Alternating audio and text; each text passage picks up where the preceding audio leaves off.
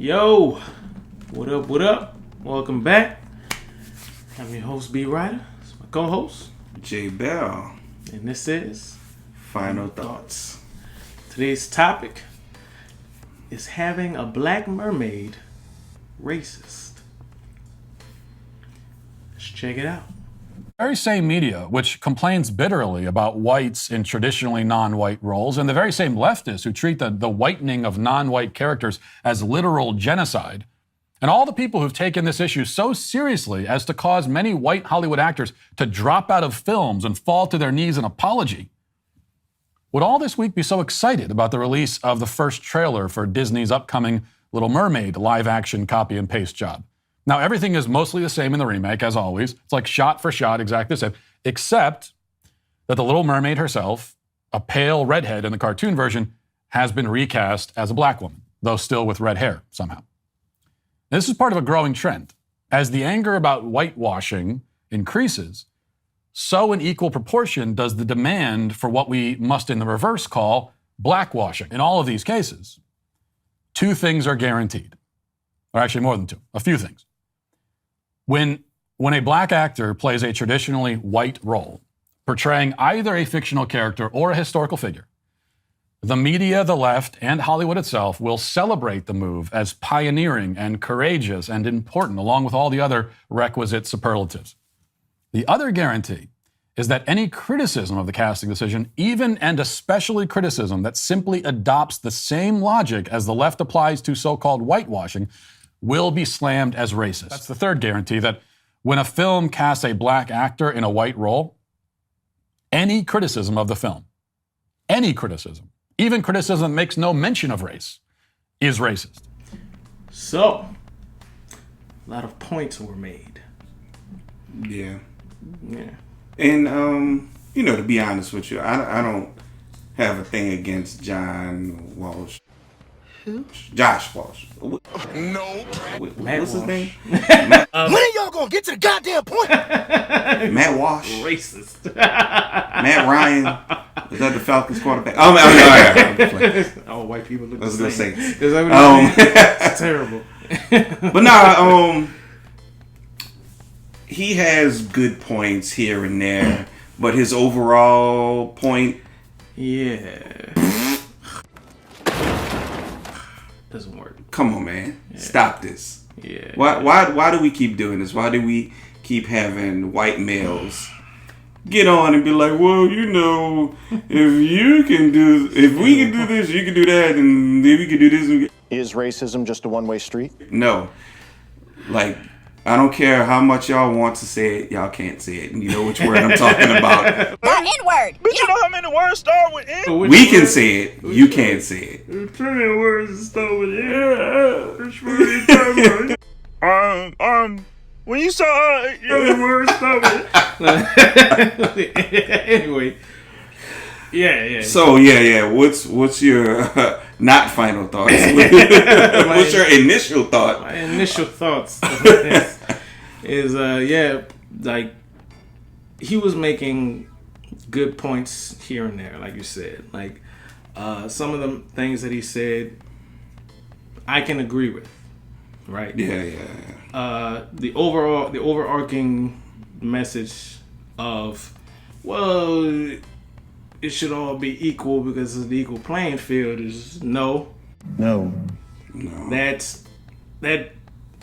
mindset requires you to basically negate the past 300-400 years of American history, where literally all of the years black people been here. Like 100%. It's not like most. It's 100%. Not even just black folks, just like every ethnicity, like white Native people, Americans. White people basically just took over. If we're just talking about in film, in movies, right? Yeah, there's been an epidemic because they're the power elite. Yeah, that's just how it goes. You have white actors and actresses playing black characters, Egyptian, Persian, Chinese, like everything, right? And at some point we realized that this was an issue. This was not fair.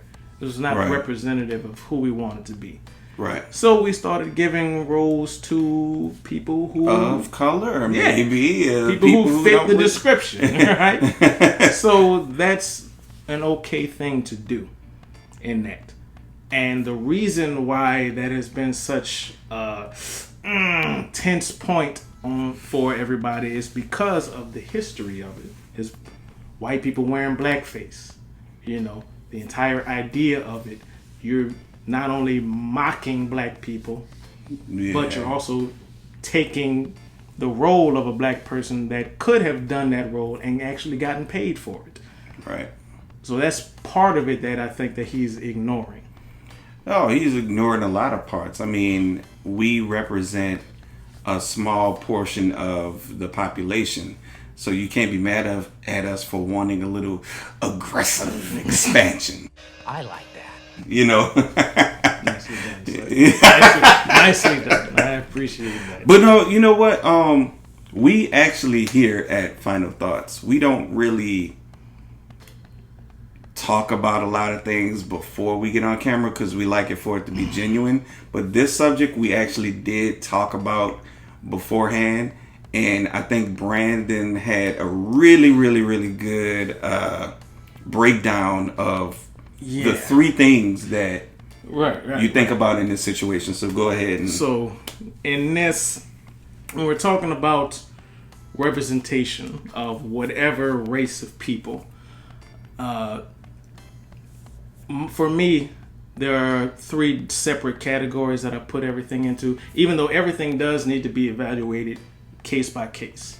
Right? Yeah. But there are three, topical categories that I put everything into. When it comes to acting, to voice acting, so animation, you've had people quit jobs or do whatever because they want to have black representation, or you want to have black actors playing black voices of the black characters or whatnot. To me, when it comes to animation, it's stupid. Like, it does, none of that matters. Like, I think, what was it, the Simpsons character Hank Azaria, who stopped doing the voice of Apu, because he felt like, this should be an Indian guy, and it's like, no, this is stupid. His was good. His was stupid. You happen to be a person who is talented enough to be able to do multiple voices, multiple accents. To me, you shouldn't take away anybody's career or job or whatever on the fact that they can just so happen to be able to do a black accent very freaking well, or sound black very well. Howdy, niggers. And that's just like with I forgot his name, but he was the voice of Shredder, the Shredder. Right. And the Shredder is a Japanese character. Played by a black man. Yeah. What the fuck? So why would we need to get a Japanese guy that's from America, from Japan or whatever to play? Right. Like, nah, his was really good, and we were sold on it. It was great. Yeah. It doesn't matter if you are black, white, or whatever when you're doing a voice of a character. Because guess what? There are some black people who can imitate a white-sounding voice very well. Absolutely. And if you can do that, you get the job. Absolutely. And the reverse is true as well. I know some white guys who can put on a black voice and have you convinced that you're talking to a brother.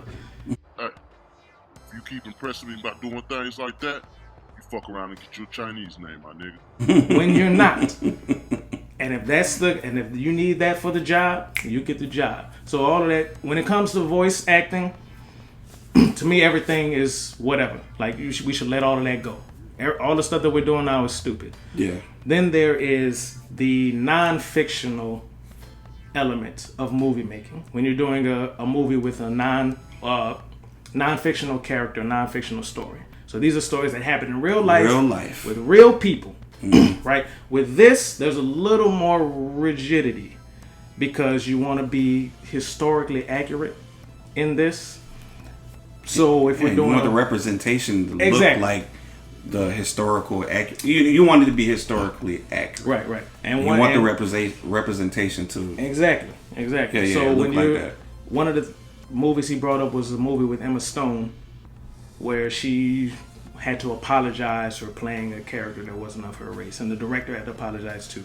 That to me, the apology was whatever. I don't really care, but the idea of it, the character that she was playing was supposed to be an Asian character because this was a true story. Right. Both of the characters were played by white people, but the characters in real life were Asian American. So to me, that's the perfect opportunity to cast some Asian or Asian American actors and actresses. So when we're talking about nonfiction, in order to get it right, if you want to be historically accurate, then it matters the race of the people that you cast. But they was trying to get their bank accounts financially. Yeah. Money. Accurate. That's part of That's part of what it it too. is. That's part of it too. That's Because what Emma it is. Stone is a name that you could put out there that are gonna get butts in seats. Right. So that's part of it as well. That's why they chose her. Right. So, and then the last part of it is when we're talking about fictional characters and fictional stories. With that, it's a little bit more leeway to it because for me, you can pretty much do what you want to do because in the next 20 years you can get whatever character or whatever actor or actress that looks like whatever to play the role again. These stories really typically aren't going anywhere. And this is where we are with The Little Mermaid. Right. Or any other story Fictional you heard. story, Yeah, like the Sleeping Beauty. Yeah. Or Yeah. whatever. You know, like, why couldn't the Sleeping Beauty be black or Asian or, Indian or whatever? Because you can do the story again and It's make the same, them. You can make them white. You can make them Asian. You can make, and then this gives us the opportunity to give an actor or an actress that has never played a role or that might actually blow a role out of the water an opportunity to do just that. Yep. Just like the example he brought up of Morgan Freeman in The Shawshank Redemption. Red, right. Red was which historically in the story had red hair had somehow. red hair. Right, he had red hair one night, and that wasn't Morgan Freeman. But him and red hair is weird. But You a weirdo. but he blew the whole thing out of the water, Morgan Freeman, right? And now we can't really picture somebody character else playing that role. Right. So now imagine if we had gone with somebody else. You can't really do it. You can't really. Who else is gonna be able to play Red as well as Morgan Freeman is? That's like that. Ain't nobody. That's put him on the map.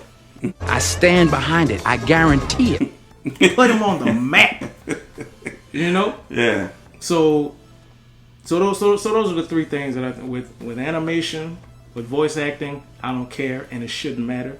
When it comes to nonfiction, a little racial accuracy does matter because you want to be accurate in the story you're telling. A lot heavy on racial accuracy. Right. No matter what. Because it's historical. Because it's historical. Like, could you really imagine Barack Obama, the story of Barack Obama being played by Leonardo DiCaprio? It would be funny. What you talking about, Willis? Leo listeners is like, You had my curiosity, but now you have my attention.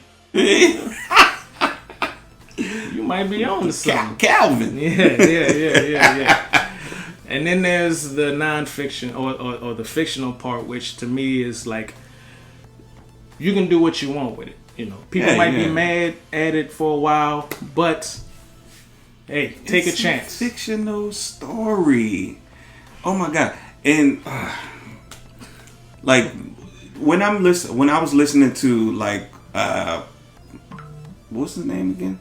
Look at you. Man, John Walsh. You play too much.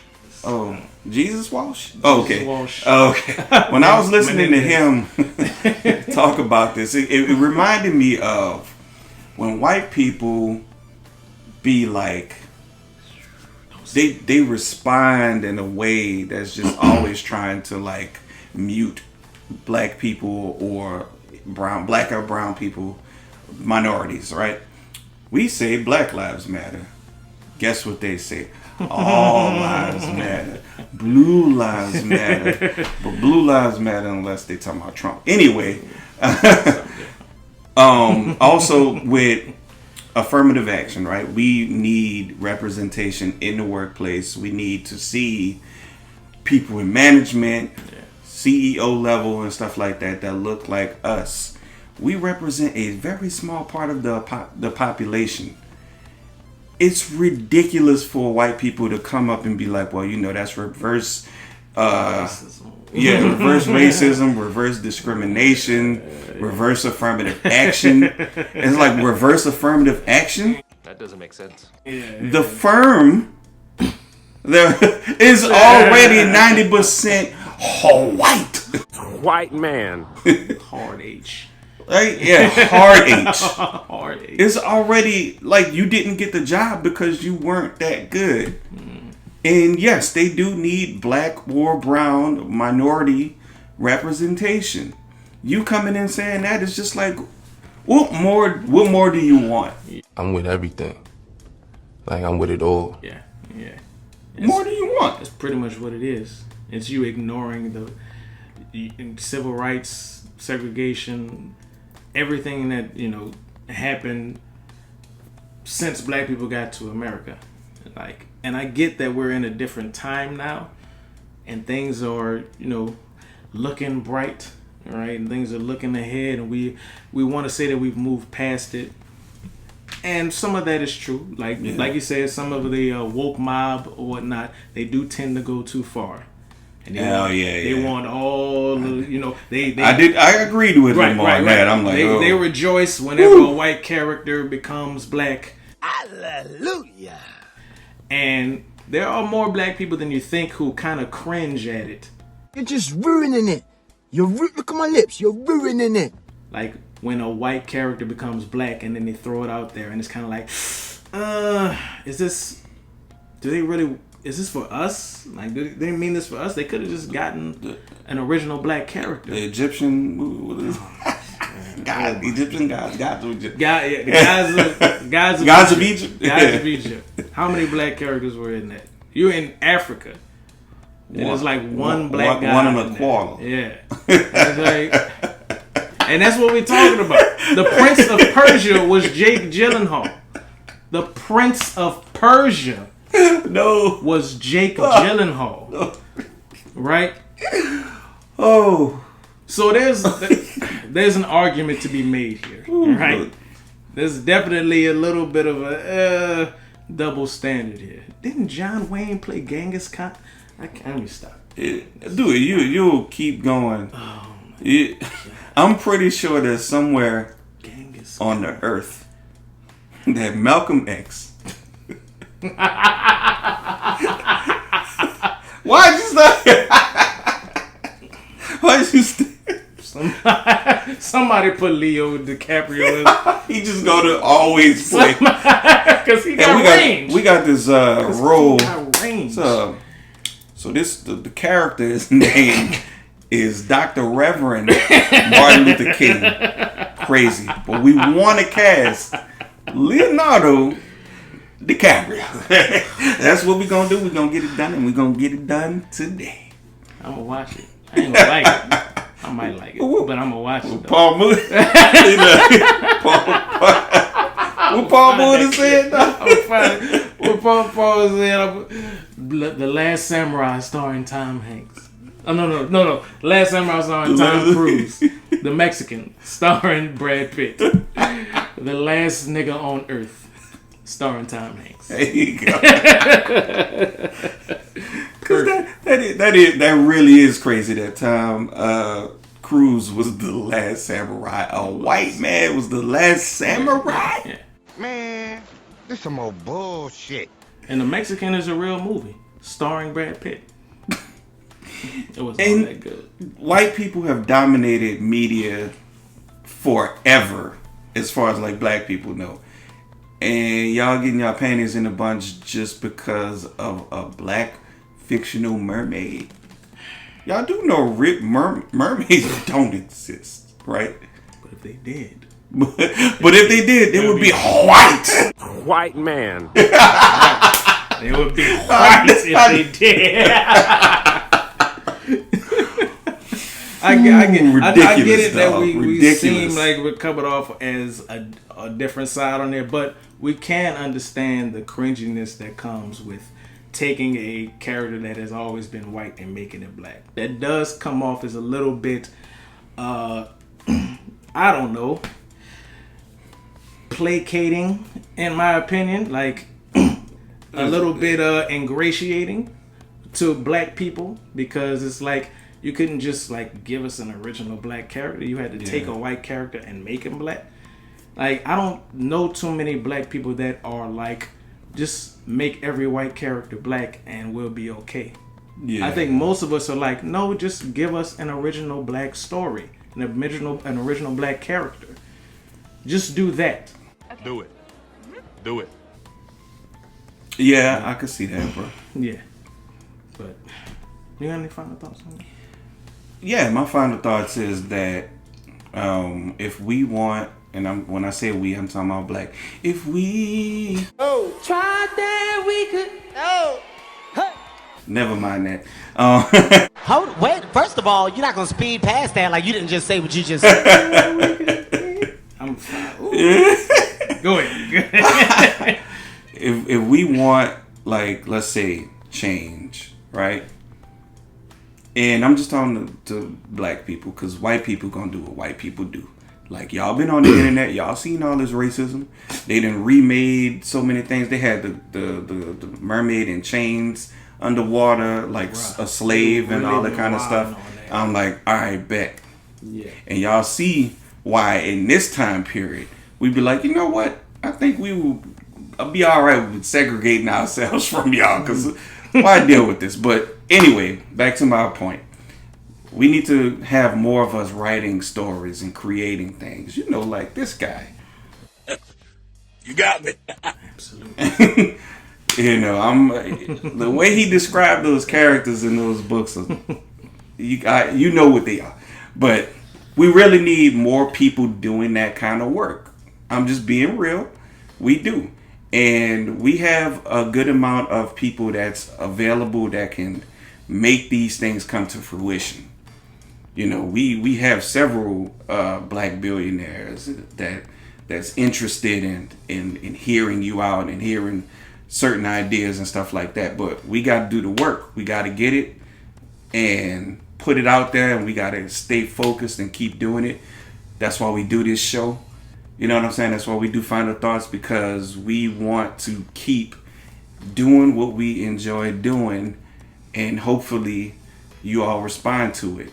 Hopefully we'll have more black writers and authors and stuff like that, and we will respond to it.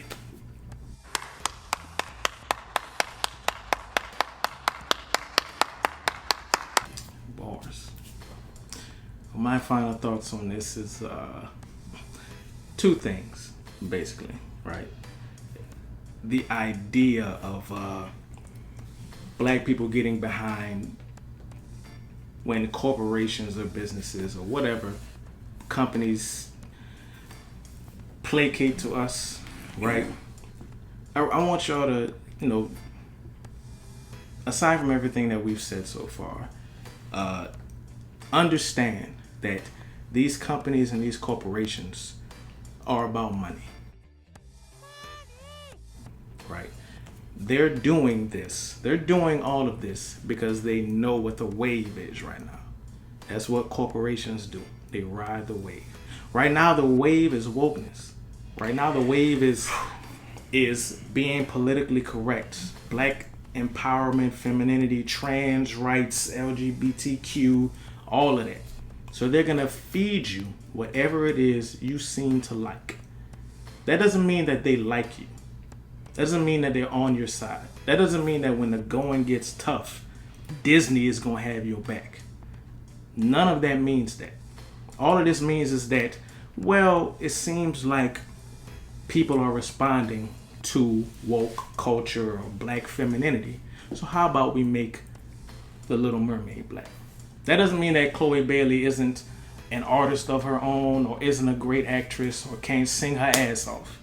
That just means that they're more willing to give you stuff that you're more willing to buy. That's all that means. So let's not get caught up in that wave that these companies or corporations or whatever are on our side. They're not. They are so not. Understand that. And the other thing is, let's not be useful idiots, right? And this is to our white counterparts, right? You may be a white guy who sees this, who is like, I don't really like a black Ariel. And you may not like it for reasonable reasons. You grew up with a white Ariel just like everybody else did. You might feel like you're more comfortable if you see the one that you saw on, when you grew up. Cool. I know some black people who feel the same way, right? But understand that there are some white people who pretend to feel that way, who will ride this very same wave that you're riding, but for a different reason. We've seen the freaking black people, the Ariel in chains and the little slave girl. Don't become that person, and don't let that person nest in your surroundings, because they will do that. That's what being a useful idiot is. You don't know that all of the people around you are supporting what you're saying, but for a different reason. So the people around you may be like, well, we don't like Ariel for the same reasons that you are a whole time. They just don't like it because they don't like black people. Is that you? Is that the people around you? It behooves you to find out. So don't be that. And that's my final thoughts on that.